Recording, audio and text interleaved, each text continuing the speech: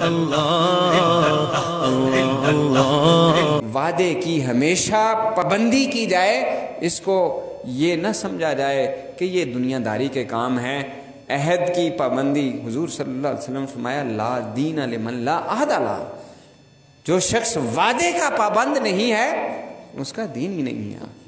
اور لا ایمان لمن لا امانت له، اور جو امانت دار نہیں ہے اس کا ایمان ہی نہیں ہے۔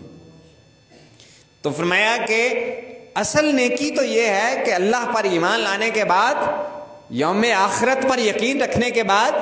اس کے فرشتوں، کتابوں، نبیوں پر ایمان رکھنے کے بعد اپنا مال، وہ مال کے جو اسی کا عطا کیا ہوا ہے،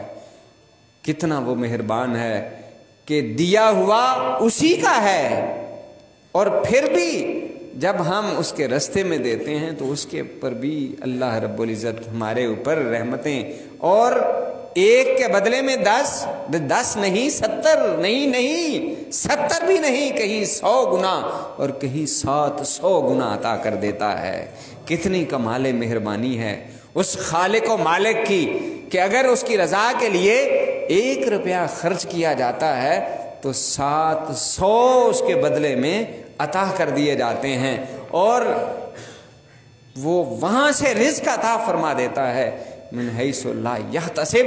جہاں سے وہم و گمان بھی نہیں ہوتا۔